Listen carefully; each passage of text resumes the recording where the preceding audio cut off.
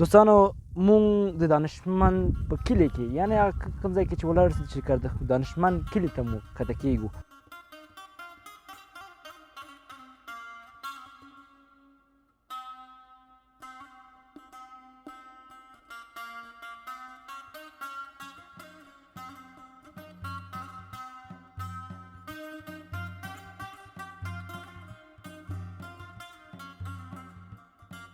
پایم شته دی خو برق نه معلومیږي. شته وروره خو تشې پایې څه وکړو هغه وخورو ویسکو څه وکړو تشې راته درولې نور پکې چای درک نشته.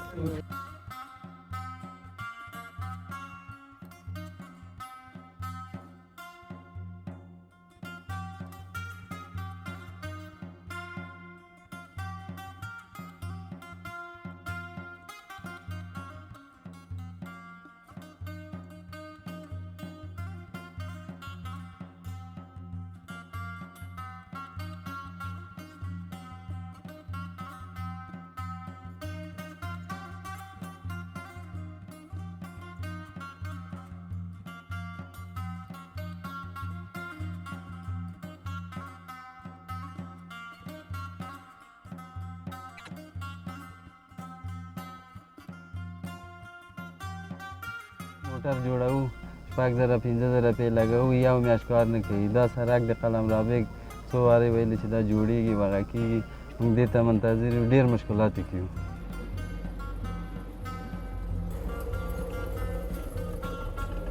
سره د سړک مشکل ډېر په جدي توګه باید دغه مشکل حل کړي.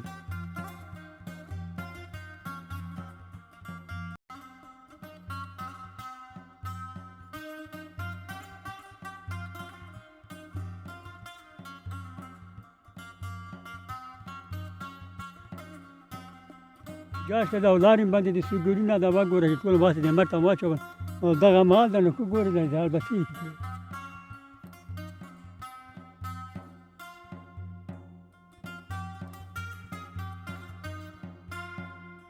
اساسي مشکلات دا دي چې د اوبو نشتون ده او کومې څاګانې چې پخوا وې هغه وچې شوي دي نو د سړک مشکلات هم لرو. سړک هم خراب ده دته هم دولت توجه نه برق په حساب کومې پایې چې د جمهوریت په وخت کې راغلي د هغه نه وروستو دولت هېڅ توجه نه ده کړی.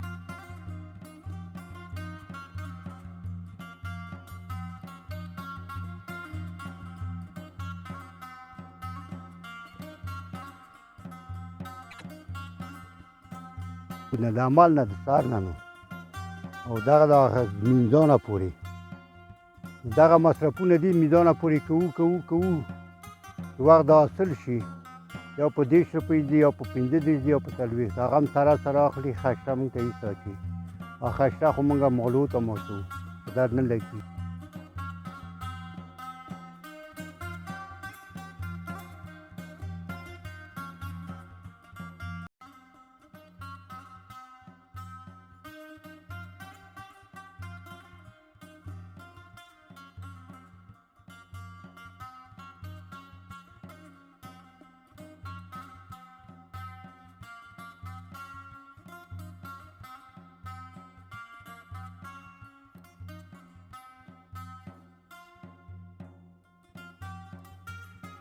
نو زمونږ سړک چې ده ما داس 25 کیلومتره عریضه کړې ده مراحل ټول مکمل خلاص شول بس خبره چې د کار شول ویلې بودیجه نشته ده. متاسفانه دا 2 کاله هغه د زمونږ سړک وځنډېده د اوسه پورې هماسې خراب ده. او ملک صاحب دغه بل دغه پایې مو ولیدلې دغه پایې ولاړې دي تر قلعه دشت سیمې پورې برق راغلی ده او هغې نه دېخوا چې ده برقونه نه دي راغلي. د عریضه همداسې د برق هم ورسره کړي وو دواړه یو ځای وي اندا شکل باندې مولوي صاحب کبیر ته لاړلو هغه بیا رئیس الوزرا ته بیا د برق ریاست وزارت ته ولېږه هغو بیا ریاست ته ولېږه نو هغه شیانې ټول اداري کارونه یو میاشت مکمله که 2 میاشتې زور پسې وګرځېدم ټول خلاص شول. نو خبره چې د کار وه بیا همدغه مسله مشکل د بودیجې و چې بودیجه ده چې رئیس الوزرا که تاسو ته دا منظور کړي دا بودیجه هغه هم که د 10 میلیونو نه کمي بیا ستاسو کار کیږي. خو بالاخره دغه برآوردو شیانې چې وشول بیا هغه 9 میلیونه او 8 لکه او 9 زره او 10 روپۍ شولې بیا دغه هغه موږ بیا اوس مخکې کړي دي رئیس الوزرا ته لا د اوسه پورې هلته نه دي رسېدلي دي مالیه یې بیا د بودیجه منظور شي نو په هماغه ورځ رئیس د برق راته ویلې چې زه درته انشاءالله کار شروع کوم. سلامونه وخت په خیر قدرمن لیدونکو خدای دې کړي چې روغ جوړ او د صحت په جامع سنبال اوسئ. اتولا وردګ ما یو ځل بیا له عبدالرزق څخه ستاسو په درنه چوپړ حاضر یم. تمه لرم چې د صحت عافیت جامع مو پر تن وي. قدرمن لیدونکو په نننۍ خپرونه کې راغلی یم کابل ولایت شکردرې ولسوالۍ دانشمند کلي ته. لکه څنګه چې تاسو ته معلومه ده منی راورسېدو او د مني رسېدو سره هم کابل کې انګور پخ شوي. نو زما په لاس کې چې کوم د انګورو وښکی ګورئ دا شنګل خاني دي. د دې وخت کې انګور ټول پخ شوي دي. انګور پخ شوي دي خو تجاران درک نه لري. اکثرته دهقانین یا دهقانان ویره لري چې د تیر په څېر د تیر کلونو په څېر بیا یو ځل بیا هم چې اکثرته انګور د پاکستان د لارې نور هېوادونو ته ځي تورخم لاره بنده نه شي. د انګور ویډیوګانې وګورئ او تر پایه زموږ ملتیا وکړئ.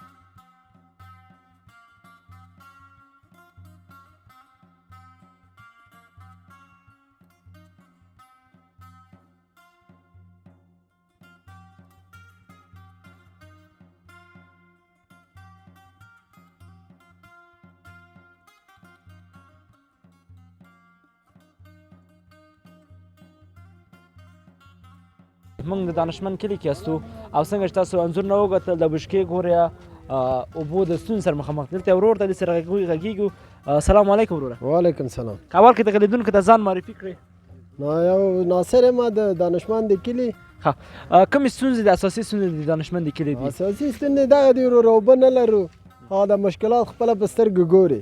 اوبه نشته څاګانې وچې دي څوک نشته هغه کې سړکونه هم خراب دي ورور په وخت رسېدلی چېرته نه شو دا مشکلاتونه دي. نو پایم شته دي خو برق نه معلومېږي. شته وروره خو تشې پایې څه وکړو هغه وخورو ویسکو څه وکړو تشې راته درولې نور پکې چای درک نشته. ته دلته څه کرایې دوکان لرې که ډېروال؟ دوکان لرم وروره هغلته ولا چې د سبۍ نه بېګا پورې سږمو کې هم دغونه خاورې کیني په مال باندې خاورې کیني یو خریدار ته یو شی ورکوي دغونه خاورې پرې پرتې سل مشکلو سره د ګیري هغلته. اساسي ستونزه څه شی وه چې دا د دې کلي کې اوبه کمې شوي دي ولې دولت مشرانو کوم همغږي نه وه کړې؟ نه وروره یې څوک زموږ غم نه خوري هر څوک راځي او دوه درې خبرې خوشې کوي بېرته ځي نور انډیواله نه چا زموږ مشکل لیدلی نه د چا په یاد یو بیخي دا کله د چا په یاد نه ده دغه د په سترګې ګوري هغلته 20 کیلومتره کابل نه لرې پراته یو سړکونه خامه دي اوبه نه لري څوک هم غم نه خوري ورور. دولت نه غوښتنه که لرئ بس کامره د خدمت کې ده؟ دولت نه دغه غوښتنه لرو را دي شي ستونزې وګوري سړکونه زموږ وګوري زموږ بیچارهګان غم وخوري اور وردی خواهش چا ده چا پیاد نیو دولت هم ده خواهش ده خیر ده راشي ده غذا ده لک بررسی کې موږ هم دغلته انسانان پراته ورو خوشحاله اوسئ ناصر جان سلامت اوسئ. قدرمن لیدونکو تاسو د ناصر جان خبرې واورېدلې څنګه چې تاسو په انځور کې ګورئ د اوبو ستونزې دي دغه کوم بشکې چې دي دلته هېڅ یو ساه هم نشته ده او ټولې ساګانې وچوي دي یوازې چې اوبه راځي تنها د جومات هغه د شیشو څخه راځي اکثریت ځایونه کې هم چې دي اوبه وچې شوي دي نو تاسو د دانشمند کلي انځورونه وګورئ او تر پایه زموږ ملتیا وکړئ.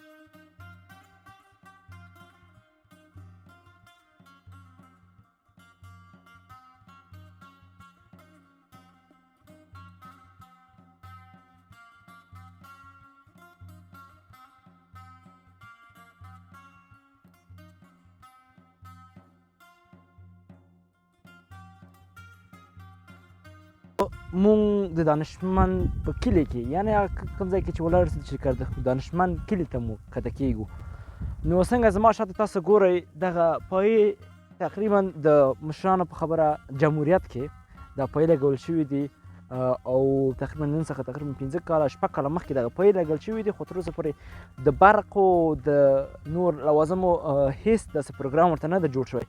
دغه تاسو چې دغه ګورئ دغه تاپې تر شا دغه تاپې تر شا دلته یو بل کلی ده په نامه د قلعه دشت تر دغه ساحې پورې برق راغلی ده تر دغه ساحې پورې برق راغلی ده خو متاسفانه دې خوا برق نه ده راغلی او بله خبره دا ده چې دغه کوم سړک چې ما تاسو پکې ولاړ یاستو دا خامه سړک خلک یې ډېرو ستونزو سره مخامخ کړي مشران کوشش کوي څو دفعه دلته احصایه وشوه بیا سړک پوخ نه شو البته که چېرته دغه کلي سړک دا د کلي سړک پوخ شي نو لومړی سر به دغه د پروان ولایت سره که چېرته پوخ شي د پروان ولایت سره د هغه بیروبار چې په کوتل سر کې دغه به ختم شي او بل تقریبا 6 کیلومتره لاره ده چې کابل سره وصل شي او بل هغه سړک ده چې قصابې سره وصل کېږي د جلال آباد د لارې سره کناو سره وصل کېږي په دې لاره ډېر بیروبار ده که چېرته دغه لاره پوخ شي یعنې ستونزو ته حل لاره پیدا شي نو زه به اطمیناني یم چې اکثرته خلک به چې کابل کې ژوند کوي دې ښار راځي ځکه چې دلته ډېر ښایسته محیط ماحول ده او کابل ته نږدې ده نو څنګه چې تاسو ګورئ دغه غټ موټر هم چې ګورئ ته دې انځور کې وګورئ غټ موټر هم په دې لار راځي واړه موټر هم په دې لار راځي تاسو انځور کې ګورئ ټول د ستونزو سره مخامخ دي واړه موټر چې ځي د ډېروالو خبره مریضان لري ژمی کېږي او سړکونه ډېر خراب دي نو تاسو ځو دانشمند کلي ته مشران سره غږېږي او تر پایه زموږ ملتیا وکړئ.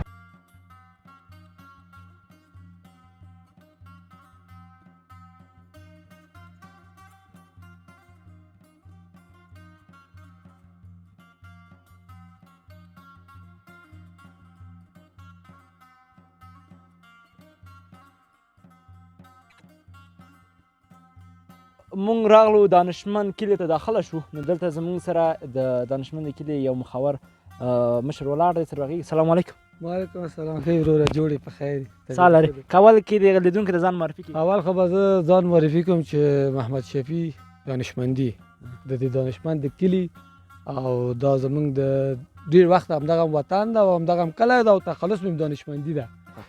زمونږ غټ مشکل ډیر وخت کېږي چې دا ده چې د دغه سړک مشکلات چې دا تقریبا د جمهوریت د وخت نه تر اوسه پورې د دغه بررسي کېږي او دغه د خلکو مشکل نه حل کېږي او یو مریض پیدا کېږي او روغ رنځور پیدا کېږي نو د دغه سړک یو 2-3 ځلې خلک بررسي وکړو او همداسې په ځای ټاپه پاتې ده نو د 20 کاله جمهوریت خو کې فساد و اوس موږ د امارت اسلامي دپاره دغومره انتظار وویستو او تر اوسه پورې دغه زموږ د سړک مشکل حل نه شو نو زه د امارت اسلامي نه غواړم د دې مشرانو نه شکر عالمان دي او موږ د عالمان د انبیاو وارثین دي او موږ دې خلکو ته ډېر په انتظار وو تر اوسه موږ انتظار ویستلی او د سړک مشکل ډېر په جدي توګه باید د دغه مشکل حل کوي.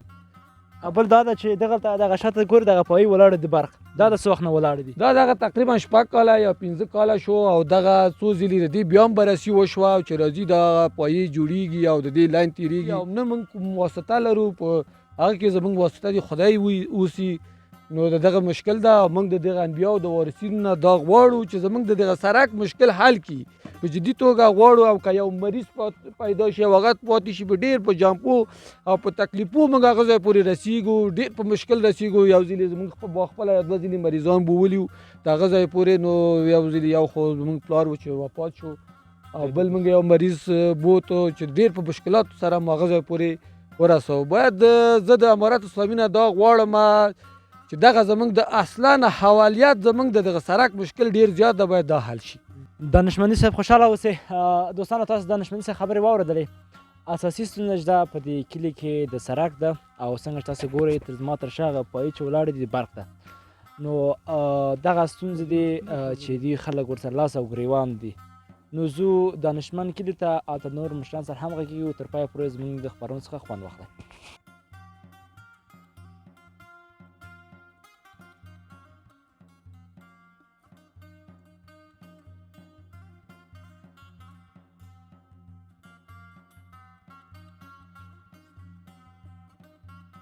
مونږ مشکلات د سړک ډېر زیات ده ډېر خراب ده هر وار خپل موټر جوړوو 6,000 15,000 پې لګوو یو میاشت کار نه کوي دا سړک د قلم رابیګ څو وارې ویلې چې دا جوړېږي وغه کېږي مونږ دې ته منتظر یو ډېر مشکلات یې کیو دومره مشکلات دي چې موټر روغ نه پاتې کېږي دا موټر دی چې تاب او ډېر بیروبار ده په دې سړک ډېر رشم ده ډېر هغه هم ده نسبت د کابل ته هم نږدې ده مګر څوک چارواکي پوښتنې نه کوي د دې مشکلات زموږ دښته ډېر ده دا سړک ډېر مهم سړک هم ده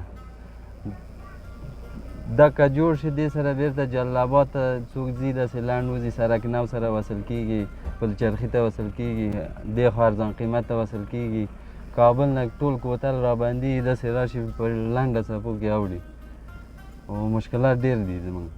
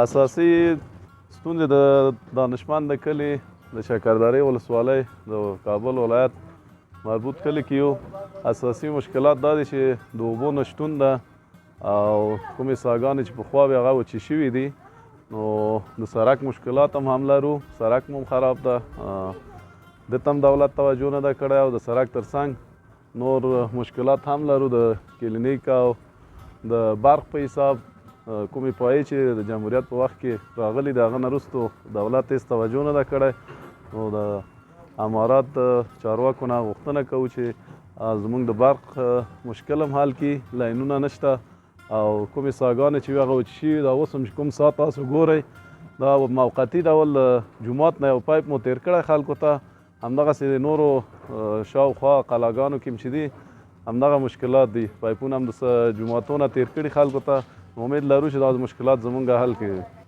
اوبه په دې کمې شوي دي چې دا کوم خلک چې دا درومیانو کښت کار شروع کړی ده په کلي کې دغه اوبه کمې کړي دي د اوبو کمښت سره مخ شوي وو نو دغه هم وجې نه کمې شوي دي تقریبا دا 2 کاله 3 کاله شو چې همدغه مشکلات دي اوبه کمې شوي دي خلک مشکلات هم لري تاسو ګورئ دا خشکې ګورئ دا دوی ته په ورځ کې یو ځل هم نوبت نه رسیږي د اوبو مشکلات سره مخ دي شکردرې بند چې دی کوم شاوروز بند چې دغه کلو ته اوبه یې نه دي پرېښي نو هغه کوم هغه چې دي کوم کلي چې عقابه په حساب لري هغو ته اوبه پرېږدي هم محدود وخت ته مګر بیا هغه نه وروسته اوبه هم بندوي د زموږ کلي ته اوسه پورې د شاوروز بند اوبه نه دي راغلي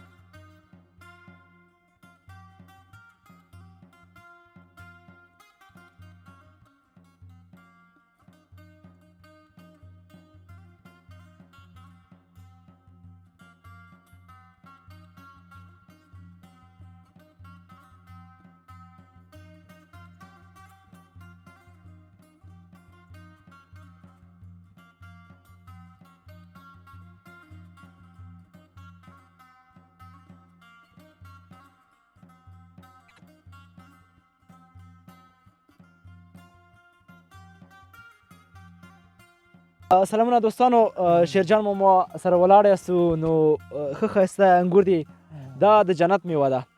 نو شیرجان ماما څنګه وسه کړی حاصلات څنګه وو؟ حاصلات خو دغه د ګورې حاصلات مدن نشته، د بېوبوګي ده حاصلات مسلات نشته دي. انګور دغه شی شول لارې بندې تجار مجار درک نه لګېږي. دغه مشکلات یې نو ګورې چې د تجار شته ده او لارې بندې دي سوګرونه ده به ګوره چې ټول باسي د مر ته واچول او دغه مال ده نو ښه ګورې د حال بسې. دغه انګور چې په لاس کې د کوم انګور وایي او کوم ډول انګور دلته کېږي؟ کشمش وایي، دې ته کشمش وایي. دا ښه ده چې که تاثیر ونه کړم مر ته واچول ممیزې کېږي، او که دا نور ګولې وکړي او دا بیا مر ته هم اچول کېږي ممیزې څوک په خوښ هم نه اخلي. که هغه ډېر وچ شي 100 روپۍ اخلي او دغه ښه دی بیا هم چې له مال کې پیسې دې وځي که نه. شیرجان ماما ستا خو ټول عمر په دې دهقانۍ د باغدارۍ کې تېر شوی، کوم ډول انګور دلته ښه حاصل ورکوي او کوم ډول انګور دلته خلک دغه توکونه شته دي؟ دلته خو کشمشي شته، شنګلخاني شته، تایپي شته، کټګان شته دي، هر رقم انګور دي. دا کوم رقم انګور چې د کلي کې دا مېوې دي ټول حاصل زیات کوي، تایپي او شنګلخاني کوي، کشمش دونه حاصل نه کوي. اوس چې ځکه تحولات هم راغلل، اقلیم بدلون هم راغلی ده او وچکالي هم راغلی، اساسي ستونزه د کلي کې څه شی ده؟ اساسي ستونزه خو دغه شی ده چې بېوبګي ده، اوبه نشته دي، سړکونه خام دي، بل سړک مرک جوړ نه ده. دغه مشکلات ټول ده که نه. اوس سړکونه ګوره خام خو شته دي، دغه دي موټر تلای نه شي چې لاړ شي 15 دقیقې لار ده په نیم ساعت کې قلم رابق ته نه رسېږي، دربه دا ټول مشکلاتونه دي. بغیر د انګور څخه دلته بیا خلک نور څه کوي؟ دلته خو دا تاسو ته معلوم ده چې ټول بانجان دي، دغه انګور دي. پخوا به خټکي او دا خټکي به ټخه د اوبو د خاطره نشته، دغه بانجان انګور دي. غنم هم هغه د ودرېدل چې سږ کال خو هغه د شی شو، نور خو دلته کوم مشکل نشته. خوشحاله اوسه شیرجان کاکا، سلامت سئ. قدرمن لیدونکو، مونږ د دانشمند کلي کې استو او څنګه تاسو ته معلومه ده بند شاور اوسم چې د شکردرې ولسوالۍ کې جوړ شوی نه وای جوړ شوی. نو که چېرته دولت پاملرنه وکړي، که چېرته د شکردرې ولسوالۍ مشران پاملرنه وکړي، نو ټول دغه د شکردرې سیمې چې دي ټول خلک چې دي اکثریت خلک ژوند یې متکي چې ده په مالدارۍ ده او په زراعت باندې ده.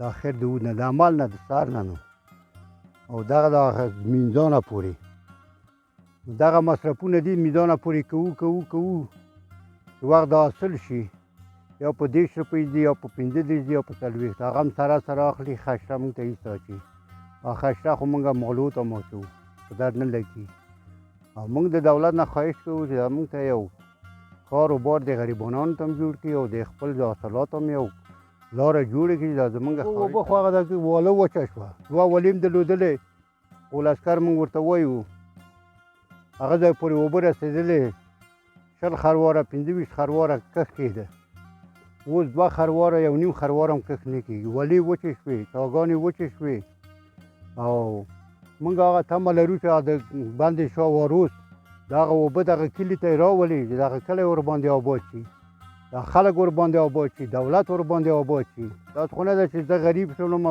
او دولت موړ ده، زه چې موړ وم غریب دولت هم موړ. 80 او 80 کې وو 10 کې 15 کې وو، دا 15 او 80 کې چې وسنجئ د هر یو پالیسکار 1.5 لک روپۍ مصرف شوی ده. یو بوجۍ سره په 4.5 روپۍ اخلو. یو پوړی د رومیانو په 2000 روپۍ اخلو. دا ماشین وګوره، دا اوبه وګوره، دا یو جوړ شیشې په 1.5 لک روپۍ شوی. دا وګوره، دا مغه قرض راوړو. دا به څه وخت موږ دا قرض ورکړو؟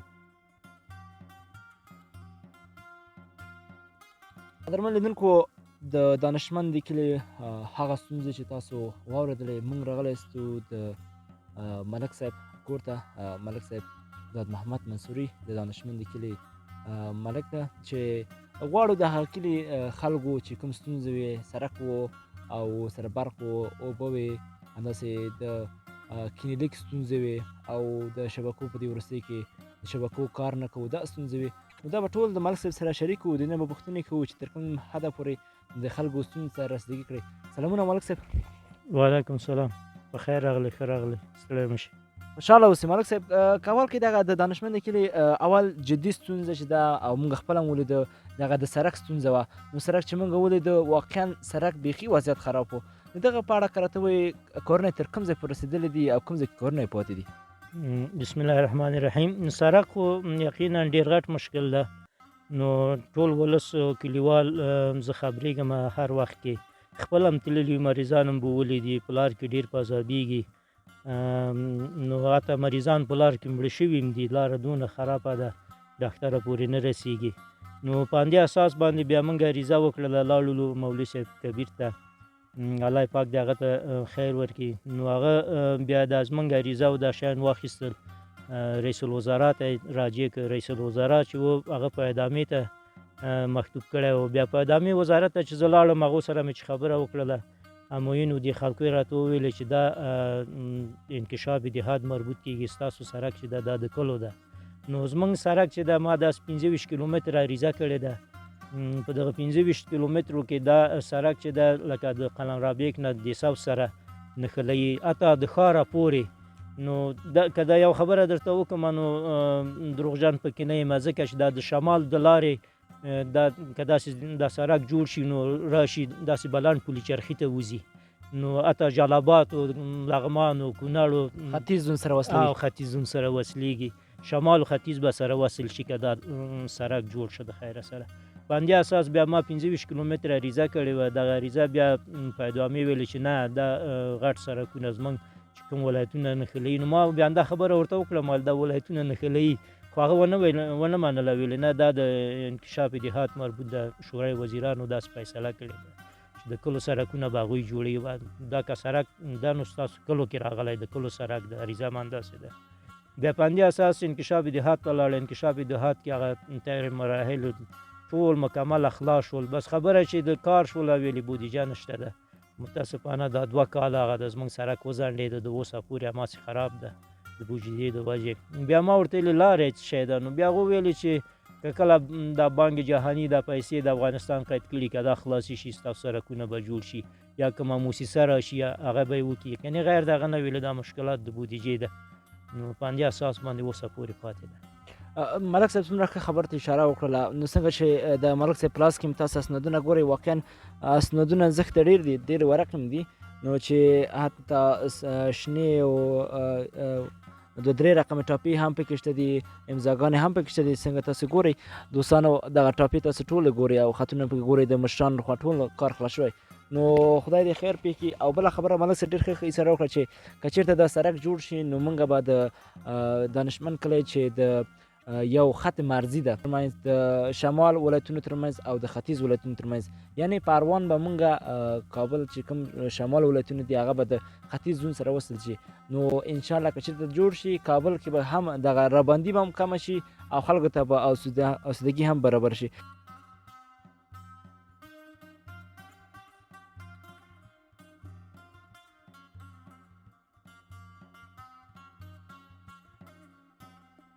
او ملک صاحب دغه بل دغه پایي مو ولیدلې، دغه پایي ولاړې دي تر قلعه دشت سیمې پورې برق راغلی ده، او هغې نه دېخوا چې دا برقونه نه دي راغلي. دا پایي څومره وخت کېږي چې کینولې هم دي، خښې کړې هم دي، او تر اوسه پورې کوم جدي اقدام یا داسې کوم کار وکړې نه ده شوی؟ کوم کارونه یې پاتې؟ پایي خو مخکې جمهوریت کې راغلی وي، او زه لکه د اماراتو کې مالک شولم، هغه وخت کې بل مالک و دلته هغه د پایو پورې راوستی وي، نور کار یې بیا هماسې پاتې و. بیا زه لاړم همدغه عریضې چې کله موږ د سړک کوله د سر نه مې د عریضه همداسې د برق هم ورسره کړي وو، دواړه یو ځای وي. همدا شکل باندې مولوي صاحب کبیر ته لاړلو، هغه بیا رئیس الوزرا ته، بیا د برق ریاست وزارت ته یې ولېږه، هغو بیا ریاست ته ولېږه. نو هغه شیان یې ټول اداري کارونه یو میاشت مکمله که 2 میاشتې زور پسې وګرځېدم، ټول یې خلاص شول. نو خبره چې د کار وه، بیا همدغه مسله مشکل د بودیجې و چې بودیجه نشته ده. نو ولس کې دونه زور نه و چې دا خو غټې پیسې کېدلې. بیا ما ورته ویلې مال تاسو وګورئ چې لاره یې څه شی ده. بیا هغه وویلې لاره یې دا ده چې رئیس الوزرا که تاسو ته دا منظور کړي دا بودیجه، هغه هم که د 10 میلیونو نه کمي، بیا ستاسو کار کېږي. وزارت یې وښوده، وزارت مالیه، هغه به ویلې بیا د هغه لکه موږ ته ولیکي چې تاسو دا شیان ورته واخلئ، بیا ویلې موږ خریداري کوی شو. بیا دا براوردو شیان چې کوو، بیا زه دې کې ډېر سرګردانه شولم، دا ورق د براورد دي. نو تقریبا کوم یو میاشت د روژې ما ټوله دې کې تېره کړله، زه وګرځېدلم. خو بالاخره دغه براوردو شیان چې وشول، بیا هغه 9 میلیونه او 8 لکه او 29,010 روپۍ شولې. بیا دغه هغه موږ بیا اوس مخکې کړي دي رئیس الوزرا ته، لا د اوسه پورې هلته نه دي رسېدلي دي. یو څه مشکلات شته دي، نو چې هغه سره کتل لږ زره سخته دي. چې خپله یې ونه ګورو، دا ورق یې مالې دا وارې چا ته نه ورکوو چې اصولي ولیکي، ځکه چې هلته ولیکي امر ورکړي چې دا اجرات وکړي. چې اجرات وکړي، بیا بودیجه منظور شي، نو په هماغه ورځ رئیس د برق راته ویلې چې زه درته انشاءالله کار شروع کوم. بس خبره د همدې بودیجې ده. ماشاءالله اوسې دوستانو، ملک صاحب اشاره وکړه. نو ملک صاحب چې دا ورق هم ګورم، ورق یې دونه ډېر چاته حسابول هم دي او حتی هر څه شوي دي. نو ملک صاحب د دانشمند کلي لپاره ښه زیری لري، انشاءالله چې د خیر سره دا بودیجه تصویب شي، نو انشاءالله به دوی دغه د سړک او د برق هم خوړل کېږي. اول ملک صاحب، موږ په دې کلي کې یو هغه ولید کلینیک ده سره میاشت، نو دا خدمات 4 ساعته دي یا تر 4 بجو پورې دي؟ دا خدمات د دې کلینیک چې دي، دا خو لکه سهار کې راځي 8:30 بجې، 4 بجو پورې یا 3:30 بجې بیا دوی بیرته ځي. 4 ساعته نه دي. موږ سره همداسې وعده کړې وه هغه اولو کې چې کلینیک یې جوړوو، چې دا به تاسو ته موږ امبولانس به درکوو او قابله به درکوو، 24 ساعت به اوسېږي، خو هغسې ونه شول. تر اوسه پورې بس هماغه سپینې ګولۍ دي مریضانو ته یې ورکوي، بس خلاص. مخکې راغلم دې کور ته ننوتم، د انټرنټ بیخي بند شو. انټرنټ څه کوي، چاته سیم کارت به کار نه کوو. دغه ستونزه هم اوس د کلي کې رامنځته شوې، مخکې هم وه دغه د شبکو. د شبکو ستونزه مخکې نه هم وه، خو اوس بیخي ډېره شوې ده. نه پوهېږم چې دا شبکې ولې کار نه کوي، که نه کار یې بیخي پرېښی. په همدې اساس بیا موږ یو څو سپین ږیري مشران لاړو وزیر صاحب څخه پنجشنبې په ورځ باندې، همدا پنجشنبه چې تېره شوله، هغه سره هم دا خبره شریکه کړله، ما هغه عریضه کړې وه. نو دې کې دا چاپیر کلي ټول همدې مشکلاتو سره رخ دي. بیا ټول مالکانو تقریبا 12 مالکان د قلندیپات، اسداباد، انجیرک، الغویي، خپله دانشمند کلی، کوباشه، دې ټولو ټاپې ولګولې، هغه اسناد موږ سره ده. نو هغه عریضه بیا ولسوال هم خیر دې اوس یې تایید یې کړله، ویې منله را سره چې رښتیا دا مشکلات شته دي ستاسو کلو کې. بیا همدا رقم ولایت ته لاړو، ولایت نه هم هغه تایید یې کړله چې دا مشکلات شته دي، چې ولسوال تایید کړي، ولسوال په هغه هم تایید کړه. بیا پنجشنبې په ورځ لاړو، همدغه پنجشنبې چې دا اوس تېره شوله، وزیر صاحب څخه، وزیر صاحب ته د الله پاک خیر ورکړي، دا خپل مشکلات چې موږ ورسره شریک کړل، هغه فوراً باندې عریضه کې ولیکل چې دا جدي و عاجل دا چې 2 کیلومتره د کابل ښار ته نږدې دوی پراته دي او دا شبکې خرابې دي او د مشکلاتو سره مخ دي. لکه موږ هر سهار ولسوالۍ ته زه خپله راپور ورکوم، هر ماښام راپور ورکوو، د شپې راپور بیل ده، د ورځې بیل ده، چې انشاءالله ورځ په خیر تېره شوله، شپه په خیر تېره شوله، که به امنیتي ستونزه نشته ده. دغه راپور چې ورکوو، نو دا موبایل بیا واټساپ ګرځوو اخوا او دې خواته، که نه چې دا اوس کوم ځای ته کار ورکړي، بیا هغه خبرې هلته زموږ لاړ شي. دا غټ مشکل ده. نو دغه عریضه ده، دا هماغه عریضه ده چې موږ کړې وه، هغه د مالکانو ټاپې دي، او نمایندګان دي، د کلي سپین ږیري مشران دي، او دا د ولسوالو د والي صاحب ټاپه دغه ده چې دې تایید کړې وه.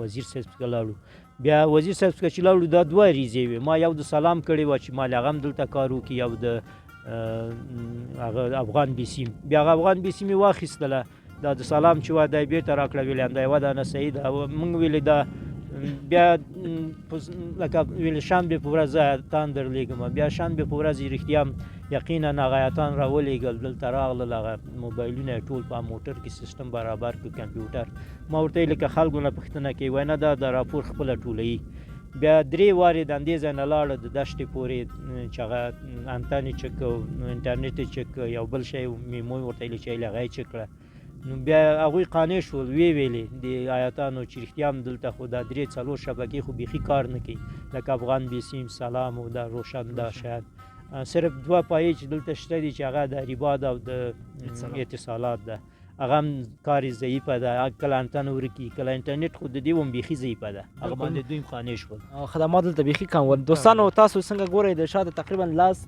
ټپې ده 12 ټپې دي نو ملک صاحب هم خپله خواري کړې منتظر په دې ته ملک صاحب ستاسو یو دلته بخت دغه تعلیق کړی ده چې په شکردرې ولسوالۍ کې یو بند جوړ شوی شاه واروس او خلک چې دي اوس ټول د اوبو نه داسې سر ټکوي چې ولا اوبه نشته دي اوبه کمې دي واقعا موږ خپله هم ولیدل چې د کلي کې خلک د ډېرو ستونزو سره مخامخ وو بیا دغه بند شاه واروس کې د اوبه تاسو ته کوم حق درکړی ده تر اوسه پورې اوبه ته خوشي کړي دي او که نه نه موږ ته د اوسه پورې کوم حق نه ده راکړی خو موږ خپل هغه عریضې کړي دي په دې باندې مخکې چې اوس موږ د کلو اوبه زیاتې وي بارانونه ول چینې وي کاریزونه ول هغه کاریزونه اوس ټول بند شوي دي خلکو پې بره کورونه جوړ کړي دي سړک نه پاس او کاریزونه چینې چې دي هغه هم اوبه کمې کړي دي یا چینې د اودال صاحب په نامه باندې یو زیارت د مغزه نه راپیدا شوي دي هغه هم اوس کمې شوي دي نو اوبه بیخي حتی که درته وایم وچې دي داسې معمولي روانې دي کار نه ورکوي زموږ کور کې څاوې دا خپله اوس څا چې ده وچه شوې ده نو کار نه کوي که نه اوبه یې کمې کړي په همدې اساس بیا ما عریضه وکړله ولسوال تایید کړله بیا وزارت آبیارۍ ته لاړلو هغه ځای نه بیا بیرته ولسوالۍ ته راولېږل بیا هغه ایتان یې راولېږل د والۍ د هماغه شاه واروس نه سکیچ کړله رای وستله د ځمکو قول عسکره پورې بوتله داسې سپید خاکه پورې دا ټول سکیچ کړل 3 ورځې دوی وګرځېدل دلته حیاتي وکړه په روز کالي خبر درته کوم نو زه چې اکنده کې کته کېدم زما د پښه بیا ژوبله شوله تاو شوله هډوکي درز وکړه په همدغه مشکل ماته پیدا شو زه ډاکټر پرهیز کړم ګچ یې کړله چې یو میاشت به ته نه ګرځې بیا هغه اسناد زموږ ورک شوي وو نو څوک ورپسې نه وګرځېدلي خو بیا چې زما پښه ښه شوله اوس بیا زه ورپسې وګرځېدلم هغه بیا وزارت نه دوی کوم ریاست لري هغه ته یې لېږلي وو هغه ریاست بیا ولسوالۍ ته رالېږلي وه ولسوالۍ بیرته هماغه ریاست ته لېږلي وه ریاست کې مې چې پوښتنه وکړه اوس بیا وزارت ته تللي نو موږ ته اوسه پورې عقابه نه ده راکړې ځکه هغه وخت چې و یا به دلته حضرتان اوس هغوی چې د حضرتان قدرت کې خلک ول واسطې وي هغوی یا د اوبه لري عقابه لري هغوی خلک همدارنګه د انډیپات کې چې و رئیس بانک اوس نور مشران ول هغه وخت سره هلته ول هغوی اوبه لري او زموږ دا کلی چې دا څوک پکې نه ول مشران نه درلودل په همدې اساس هغه د واسطې وي نو هغه پخوا وختو کې خو پاتې وي همداسې نو اوس موږ هیله د اماراتو نه ده الحمدلله چې اسلامي نظام ده او دا واسطې او دا شیان پیسې خوري او دا شیان پکې نشته ده موږ هیله لرو چې زموږ دغه حقابه ځکه چې د قلندیپاتو د هغوی نه زموږ ځمکې هم ډېرې دي عشر هم زیات ورکوو مالیه هم زیاته ورکوو پاکونه او باغونه هم ډېر دي اوبه نشته وچې شوي بیخي څاګانې هم وچېږي که نه خلک غټ مشکل سره مخ دي ما د شبکې ته د اوبو د نلو یو عریضه کړې وه که نه هغه هم انکشاف بدیهات کې پرته ده دا یو کال شه اوسه پورې کومه داسې موسسه حاضر نه شوله چې موږ ته داسې یو غټه څا ووهي د کلو کورو ته کوڅو ته نلونه بوځي دیګېګانې جوړې کړي داسې یو شی شته کېږي خو هغه اوسه پورې نه دي شوي انشاءالله وبه شي ورپسې ګرځو کارونه ډېر مخکې اچولي دي خو توکل په خدای مهربانه بالکل اسلامي امارت کوشش منده کې تر څو داسې زیربناوي کارونه شروع کړي دي موږ څنګه تاسو ګورئ نو خدای پاک دې ورحمېږي ځکه چې که چېرته سړک هم خراب اوسي هغه تعلیمي نصاب هم کم اوسي ځکه ما ورته ویل 2 مکتبونه هم ول خو که چېرته سړک پوخ نه و سړک جوړ نه اوسي خلک زړه ښه نه کړي چې ښار ته لاړ شي درس ویلو ته نو خوشحاله اوسئ ملک صاحب چې موږ ته مو وخت راکړو خدای مو مکه مو په عمر کې برکت وشي ستاسو په عمر کې د الله برکت وشي چې زموږ غږ د دې ولس غږ تاسو د مشرانو پورې د هغو پورې ورسوئ د میډیا د لوري تاسو نه یو جهان مننه خوشحاله اوسئ سلامت اوسئ قدرمن لیدونکو دا و زموږ خپرونه چې د دانشمند د کلي د شکردرې ولسوالۍ د کابل ولایت څخه مو تاسو ته برابر کړې وه. نو څنګه تاسو په ولیدل هغه ستونزې چې وې د خلکو ستونزې مې راواخیستلې د کوم ستونزې سره دوی مخامخ دي کوم حاصلات دلته کېږي نو تاسو ټول هغه ولیدل. تر بیا چې زه عطاالله وردګ له ابدارۍ څخه ستاسو په درنه چوپړ کې حاضرېږم. تاسو په لوی بخښونکي الله سپارم د ژوند په ټولو چارو کې بریالي اوسئ. خدای پامان.